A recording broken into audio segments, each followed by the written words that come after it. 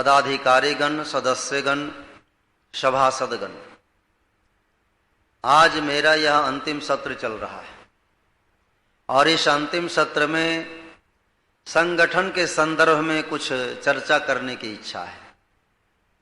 क्योंकि हमारा संगठन जब मजबूत होगा तभी हम ऋषि के कार्य को कर पाएंगे। संगठन कमजोर होने से हमारी कमजोरी आ जाएगी। इसलिए आइए थोड़ा संगठन की चर्चा करते हैं। महर्षि दयानंद जी महाराज ने अमर ग्रंथ सत्यार्थ प्रकाश की रचना की। उसके एकादश समोल्लास में बहुत ही सुंदर विचार उन्होंने दिया है और संसार को आह्वान करते हुए कहा है ऋषि ने कि ऐ दुनिया के लोगों, जो उन्नति करना चाहते हो तो आर्य समाज के साथ मिलकर इसके उद्देश्यानुसार आचरण करना स्वीकार कर लो, नहीं तो कुछ भी हाथ लगने वाला नहीं। ये दो चार पंक्ति का एक भाषा है। देखने में तो बड़ा संक्षिप्त लगता है, सुनने में तो बड़ा अच्छा लगता है, लेकिन इसके अंदर जो रहस्य ऋषि ने समझाए हैं वो अद्भुत और अतुलनीय है।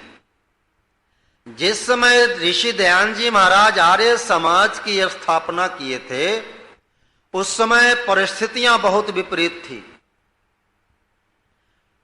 और जो परिकल्पना गुरुवर विरजानंद ने किया था, वेद की ओर दुनिया चाले चले, वेद की ओर आवे, लोग वैदिक पथ के पथिक बने, इसके लिए उन्होंने अपने उच्च कोटि के शिष्य महर्षि दयानंद को तैयार किया और उनसे उन्होंने उनका जीवन मांग लिया कि वेदों के प्रचार में अपना जीवन लगा दो।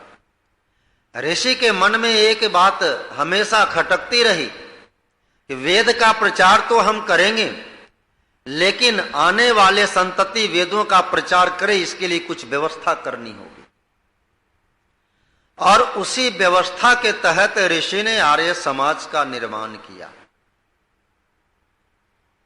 और आर्य समाज का निर्माण जब हुआ तो सत्यार्थ प्रकाश में जो उन्होंने उद्घोष किया कि उन्नति करना चाहते हो, क्योंकि उस समय देश अवनति की ओर था, अवनति की ओर, बिल्कुल पतन की पराकाष्ठा थी उस समय। इसलिए ऋषि दयानंद को ये शब्द लिखने पड़े कि जो उन्नति करना चाहते हो तो आर्य समाज के साथ मिलकर इसके उद्देश्यानुसार आचरण करना स्वीकार करो। उन्होंने जो 10 नियम बनाए, जो आर्य समाज का उद्देश्य जिसे इन्होंने घोषित किया, उसके अनुसार अपने जीवन को बना लो, सीखो, उसे आचरण में उतारो। कितनी बड़ी बात ऋषि ने कही है। आज हम समस्त आर्य जनों के लिए यह सौभाग्य का विषय है कि महर्षि दयानंद जैसे संत इस धरा पर आते हैं और एक सुंदर व्यवस्था देकर के हमें वेदों के प्रचार के लिए उद्यत कर जाते हैं। ये हम और आपका सौभाग्य है। लेकिन वेदों के प्रचार में हम तब तक सफल नहीं होंगे जब तक उसके उद्देश्यों और लक्ष्यों को अपने जीवन में नहीं उतारेंगे। ये कटु सत्य है। और जिन जिन लोगों ने आर्य समाज के नियमों को अपने जीवन में धारण किया है उनका नाम संसार में अमर हो गया और हम उसे आर्य पुरुष के नाम से जानते हैं, उनका जयकारा लगाते हैं।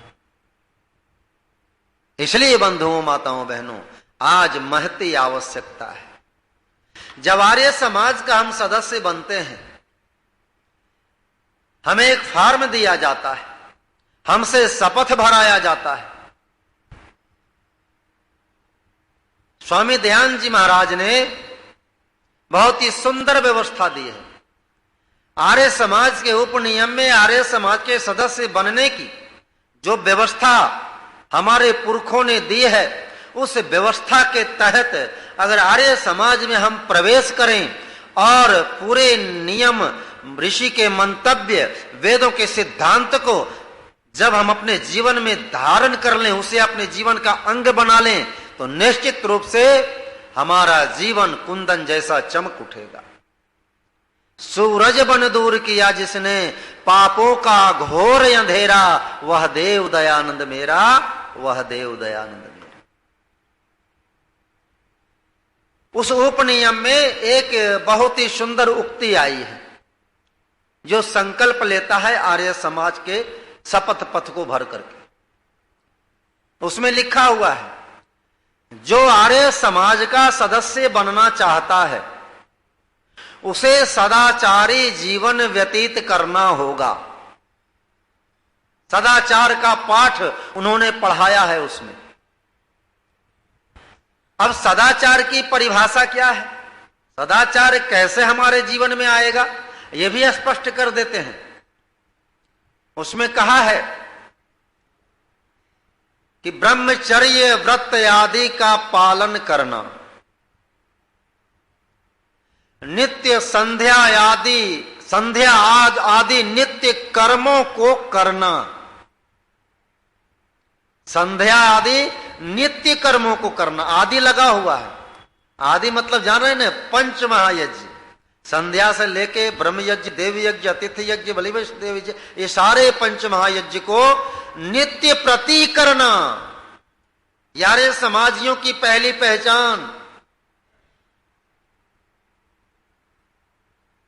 क्यों? क्योंकि संध्या से जो आत्मबल बढ़ता है, हमारे मन से पाप दूर हो जाता है, और संध्या के अंतर्गत जो प्राणायाम मंत्र आता है, उस प्राणायाम मंत्र से हमारे शरीर के मल के धातुओं के मल सब दूर हो जाते हैं, तो मन पूर्ण पवित्र हो जाता है। इतना पवित्र बनाने का प्रयास ऋषि दयानंद ने समस्त आर्य समाजियों को किया है। यह हमारा जो जिसे हम वेद प्रचार के उत्तरदायित्व को सौंपने जा रहे हैं, जिसके कंधों पे वेद प्रचार का एक भार देने जा रहे हैं, उसका जीवन भी पूर्ण पवित्र होना चाहिए। दुराचारी व्यक्ति वेदों का प्रचार नहीं कर सकता, व्यभिचारी व्यक्ति वेदों का प्रचार नहीं कर सकता, उसका कोई प्रभाव ही नहीं जाएगा। जो ब्रह्मचर्य आदि व्रत का पालन करेगा, नित्य कर्म, संध्या आदि नित्य कर्म का, वही वेदों के प्रचार के भार को सहन कर पाएंगे, क्योंकि उनका जीवन पवित्र रहेगा। जब हम आर्य समाज के उस पत्र को अपने हाथ में लेते हैं तो मन गदगद हो जाता है, और ये मन से कह उठते हैं कि हे ऋषि, तूने कितनी सुंदर व्यवस्था दी। अब आगे हम हैं कि हम उसको फॉलो नहीं कर पा रहे।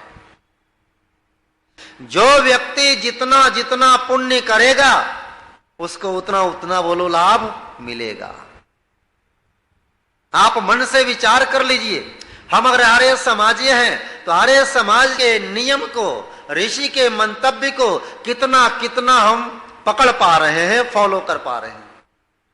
तो जितना जितना पकड़ पाओगे उतना ही लाभ आपको मिलेगा। आर्य समाज के सदस्य बनने का संपूर्ण लाभ लेना चाहते हो, संपूर्ण प्रोजेक्ट का लाभ चाहते हो, तो उसके उद्देश्यों और नियमों को, ऋषि के मंतव्यों को अपने जीवन में स्थापित करना। कितनी बड़ी बात ऋषि ने कही है। और आगे बढ़ जाइए तो क्या कहते हैं ऋषि कि जब समाज का काम करने जाते हैं तो मानव मानव एक समान, वर्ण व्यवस्था से समाज का निर्धारण करो। ब्राह्मण, क्षत्रिय, वैश्य, शूद्र, ये समाज की संरचना है, इसे अपने जीवन में अपनाओ। किसी प्रकार का जाति सूचक नाम का प्रयोग कभी नहीं करना। अपने नाम में आर्य जोड़ो, है ना, जाति सूचक शब्द नहीं जुटने चाहिए। जितने उपाध्याय जोड़ते हैं और पंडित जोड़ते, पता नहीं क्या क्या रहते हैं। नामों की चर्चा करना उचित नहीं है। कहने का अर्थ ये हुआ कि अगर हम उस शपथ पत्र को पढ़ करके सदाचार को अपने जीवन में अपना लेंगे तो हमें संपूर्ण लाभ आर्य समाजी बनने का मिल जाएगा और दुनिया कहेगी कि आर्य समाजी है, इसका जीवन पवित्र है, इसलिए इस व्यक्ति से हम संस्कार करवाएंगे, इस व्यक्ति से हम विचार लेंगे, इस व्यक्ति से हम उपदेश सुनेंगे। क्योंकि वो पवित्र आत्मा जब समाज में वेद का प्रचार करता है तो पवित्रता संसार में फैल जाती है। और हम आर्य समाजी होने के नाते गर्व करेंगे कि हमारे आर्य जनता, हमारे आर्य समाज के सदस्य एक से एक बढ़कर के समाज में वेद का प्रचार करने के लिए आगे आ रहे हैं। वो जमाना को याद कीजिए जिस जमाना में पंडित गुरुदत्त विद्यार्थी, स्वामी श्रद्धानंद, पंडित रैमलदास, चेतनानंद, पंडित लेखराम, ऐसे ऐसे महामानव एक मंच पर रहते होंगे। कल्पना कीजिए क्या वातावरण होगा, कैसा मंच का और कैसा उस सभा का वातावरण होगा, विचार कर लीजिएगा। इसलिए चिंतन करने की आवश्यकता है। हम निराश और हताश होकर इन बातों को नहीं कह रहे। अरे हम सौभाग्यशाली हैं, ऋषि ने इतना बढ़िया सूत्र दिया है, चाहे जितना भी हम अपनाए, अपना तो लिए, अब प्रयास करेंगे कि हम ऋषि के मंतव्यों के एक एक विचार को हम जीवन में समाहित कर लें। ये बार बार जो सत्संग लगता है इसीलिए तो लगता है, जब सत्संग के माध्यम से हमारा मन परिमार्जित हो जाता है तब कहने के लिए बाध्य हो जाते हैं कि हर आर्य समाजी अपने आप में एक प्रबल चिन्हगारी है। चिन्हगारी बन करके समाज के काम में लग जाता है, अर्थात प्रकाश फैलाता है। हर आर्य समाजी अपने आप में एक प्रबल चिन्हगारी है। मत मजहब पाखंडों पर करता जमकर बमबारी है। मत मजहब पाखंडों पर करता जमकर बमबारी है। करता हर स्वीकार चुनौती जो भी शास्त्र सम्मत होता। शास्त्र शास्त्र और शुद्धि का उद्घोष यहाँ खुल कर करता। खरी खरी कह देने वाला निस्दिन सत्य प्रचारी है। आर्य समाजी अपने आप में एक प्रबल चिन्हगारी है। संध्या स्वाध्यायी सत्संगी वैदिक पथ वरने वाला। भूत प्रेत और ग्रह नक्षत्र से कभी नहीं डरने वाला। जड़ पूजा गंगा नहान तीर्थाटन का प्रतिकारी है। आर्य समाजी अपने आप में एक प्रबल चिन्हगारी है। आर्य समाजी अपने आप में एक प्रबल चिन्हगारी है। वन ब्रह्मचारी ज्वाला लेकर चलता अपने सीने में। वन ब्रह्मचारी ज्वाला लेकर चलता अपने सीने में। दयानंद का सैनिक बनकर गर्वित होता जीने में। अरे बम का गोला बन जाता जब आती उसकी बारी है। आर्य समाजी अपने आप में एक प्रबल चिन्हगारी है। आर्य समाज भारत माता का रथारूढ़ है शंखनाद। राष्ट्र कवि दिनकर ने जिसका खुल कर कर डाला सिहनाद। उस बगिया की उर्वर भूमि ने हुंकार संचारी है। आर्य समाजी अपने आप में एक प्रबल चिन्हगारी है। बुलंदियों के उच्च शिखर पर गर्वोन्नत चढ़ने वाला। भ्रम की झूठ सत्य राहों पर कभी नहीं चलने वाला। ना जितिया ना कर्मति जिना करती कोई सोमवारी है। आर्य समाजी अपने आप में एक प्रबल चिन्हगारी है। कृण्वन्तो विश्वम आर्यम संदेश गुंजाता जनगण में, अपघृणन्तो या रावण का भाव जगाता है मन में। इंद्रम वर्धन्तो यपतुरा अश्व पर करे सवारी है। आर्य समाजी अपने आप में एक प्रबल चिन्हगारी है। आर्य समाजी अपने आप में एक प्रबल चिन्हगारी है। महिलाओं ने भी बढ़ चढ़ कर इसमें साथ निभाया है। महिलाओं ने भी बढ़ चढ़ कर इसमें हाथ बटाया है। देव पूजा संगति करण में बढ़कर हाथ बटाया है। देव पूजा संगति करण में बढ़कर साथ निभाया है। पाखंडों की काई काटे बनकर तेज कटारी है। आर्य समाजी अपने आप में एक प्रबल चिन्हगारी है। नेता अध्येता विद्वत जन जिसके संबल, नेता अध्येता विद्वत जन उपदेशक जिसके संबल। स्वाहा इदन्न मम समरसता समित दान प्रेरक प्रतिपल। स्वाहा इदन्न मम समरसता समित दान प्रेरक प्रतिपल। सूर्य उदित हो निस दिन करता संजय को बलकारी है। सूर्य उदित हो निस दिन करता संजय को बलकारी है। आर्य समाजी अपने आप में एक प्रबल चिन्हगारी है। एक प्रबल चिन्हगारी है।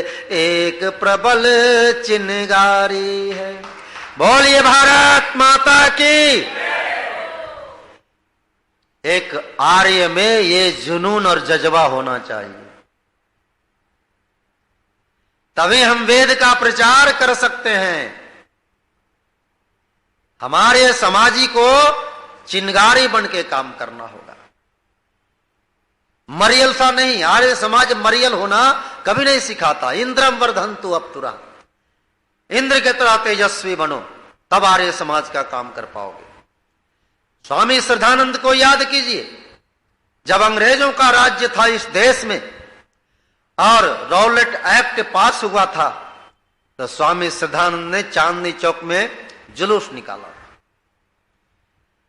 और चारों तरफ संगीनों ने घेर लिया, लेकिन उनके देदीप्यमान भुजा को देख करके संगीन पीछे झुक गई। अरे संगीन तले झुकने वाला हो सकता ऋषि भक्त नहीं, जिसके तन में श्रद्धानंद और लेख राम का रक्त नहीं। ये रक्तम इतिहास रहा है आर्य समाज का। इसलिए बंधुओं माताओं, मैं आज इस अंतिम सत्र में आपको जगा के जाना चाहता हूं। आप जागिए, हमें ऋषि के मिशन को पूरा करना है और जागने के लिए सबसे पहले ऋषि के मंतव्यों पर विचार करना होगा और विचार करते ही उन मंतव्यों को अपने जीवन में धारण कर लीजिए।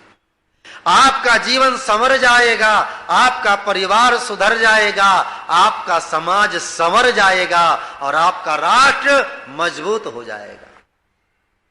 यह आर्य समाज की परिकल्पना है। आर्य समाज ने हमें स्वाभिमान से जीना सिखाया है। इसलिए बंधुओं माताओं बहनों, आज आर्य समाज की महती आवश्यकता है। जो समस्याएं विश्व में फन फैलाए खड़ी है, अगर इसको कुचला नहीं गया तो हमारा धर्म और हमारी संस्कृति बचने वाली नहीं है। मिट जाएंगे हम। हमें जागना होगा और हमें जगाना होगा। हम ये कहना छोड़ दें कि कोई ये जाति का है, कौन इस जाति का है, कौन किस जाति का है। नहीं, मानव मानव एक समान, हम सब ऋषि की संतानें हैं। हमें तो एक सुंदर व्यवस्था समाज में लाना है। किसी प्रकार के जाति पात भेदभाव हमारे मन में नहीं होने चाहिए। आज एक बहुत अच्छी समाचार आई है, पीएफ का बैंड हो गया। PFI जो है ना वो प्रतिबंधित हो गया, सरकार ने घोषणा कर दिया। ये जागृति का शंखनाद है। हमारा देश जाग रहा है, अंगड़ाई ले रहा है, और आपको भी जागना पड़ेगा। आर्य समाज जागृत संस्था का नाम है, जीवंत संस्था का। आर्य समाज के पास बल भी है और विद्या भी है। जो परमपिता परमात्मा की मुख्य विद्या है, वेद विद्या, वो हमारे पास है, वो सिद्धांत हमारे पास है। आर्य समाज रूपी संगठन जिसके पीछे महर्षि दयानंद की ताकत है, वो ताकत हमारे पास है। तो हम कम कहां हैं? इसलिए हमें बुलंदी के साथ ऋषिवर दयानंद ने हमें जगाया है। आओ हम सब जागने का प्रयास करें। बड़े पतन से आर्य जनों ने बिगड़ा देश संभाला। ध्यान से सुनिएगा। बड़े पतन से आर्य जनों ने बिगड़ा देश संभाला। पतन के गहरे गहवर से ऋषिवर ने हमें निकाला। ऋषिवर ने हमें निकाला। मेरी कविता ही उपदेश है। बहुत ही मेहनत से कविता का सृजन होता है, और जब इतिहास के अनेक पन्नों को उलटते हैं तब एक कविता बन पाता है। इसलिए सुनते जाइए। बड़े यत्न से आर्य जनों ने बिगड़ा देश संभाला। पतन के गहरे गहवर से ऋषिवर ने हमें निकाला। ऋषिवर ने हमें निकाला। कुरुक्षेत्र के बाद देश में पतन की निकली धारा। दंभ अविद्या कलह द्वेष ने दंभ अविद्या कलह द्वेष का सबने लिया सहारा। बचा लिया भारत का बेड़ा दे रत्नों की माला। पतन के गहरे गहवर से ऋषिवर ने हमें निकाला। ऋषिवर ने हमें निकाला। आर्यो देश रत्न माला। ये नकली माला पहनने का प्रयास मत कीजिए, असली माला पहनिए जो माला ऋषिवर दयानंद ने दिया है। आर्यो देश रत्न माला। आपका स्वाभिमान जागृत हो जाएगा।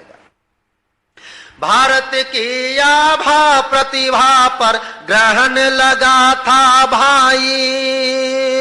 घोर निराशा के आंगन में जय चंदी पर छाई। अरे रोक दिया मुख मोड़ दिया देकर सत्यार्थ उजाला। पतन के गहरे गहवर से ऋषिवर ने हमें निकाला। ऋषिवर ने हमें निकाला। अगली कड़ी बड़ी महत्वपूर्ण है। जो लोग अहिंसा परमो धर्म का नारा देते हैं उनके लिए है।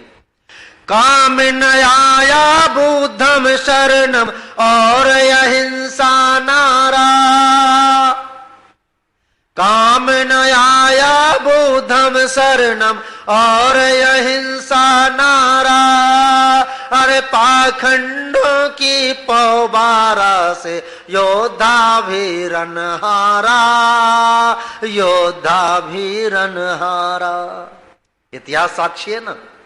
पाखंडों की पौबारा से योद्धा भी रणहारा। सदियों तक गर्दिश में भारत। सदियों तक गर्दिश में भारत निकला था दीवाला। पतन के गहरे गहवर से ऋषिवर ने हमें निकाला। ऋषिवर ने हमें निकाला। परकीयों की सामत आई गूंजा शब्द स्वदेशी। अब विदेशियों की सामत आ गई जब ऋषि दयानंद धरती पे आए और स्वराज्य का बिगुल बजा दिया। इसलिए कहना पड़ता है कि परकियों की सामत आई, गूंजा शब्द स्वदेशी। राष्ट्र यज्ञ में आहुतियों सम जलने लगे विदेशी। आर्यवीर की अंगड़ाई से उठी क्रांति की ज्वाला। पतन के गहरे गहवर से ऋषिवर ने हमें निकाला, ऋषिवर ने हमें निकाला। अंतिम कड़ी। संजय सिंहनाद से घबरा कर षड्यंत्री भागे। संजय सिंहनाद से घबरा कर षड्यंत्री भागे। पत्थर ईंट जहर से ऋषि को छलने लगे अभागे। पत्थर ईंट जहर से ऋषि को छलने लगे अभागे। जगन्नाथ पापी के द्वारा दिया हलाहल प्याला। पतन के गहरे गहवर से ऋषिवर ने हमें निकाला, ऋषिवर ने हमें निकाला। बड़े पतन से बड़े जतन से आर्य जनों ने बिगड़ा देश संभाला। पतन के गहरे गहवर से ऋषिवर ने हमें निकाला, ऋषिवर ने हमें निकाला।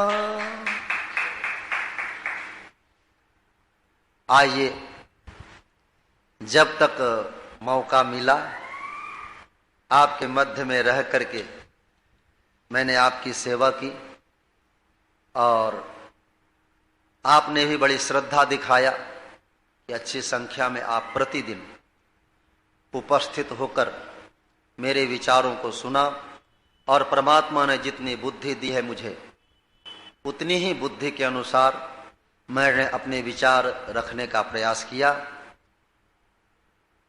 आप सबका हम बहुत बहुत धन्यवाद करते हैं और ये कहते हुए विदा लेते हैं कि खिदमते मुल्क में जो कि मर जाएंगे, खिदमते मुल्क में जो कि मर जाएंगे वो अमर नाम दुनिया में कर जाएंगे। ये न पूछो कि मर कर किधर जाएंगे, अरे वो जिधर भेज देगा उधर जाएंगे। राष्ट्र उद्धार करने में एक दो नहीं, देख लेना हजारों के सिर जाएंगे। तीर पर तीर बरसे दबेंगे नहीं, चोट खाकर तो सीने उभर जाएंगे। लो अछूतों को छाती लगा हिंदुओं, वरना ये लाल गैरों के घर जाएंगे। बात माने न माने खुशी आपकी, हम मुसाफिर हैं अब अपने घर जाएंगे। इति ओम सम। सबको बहुत बहुत धन्यवाद। नमस्ते।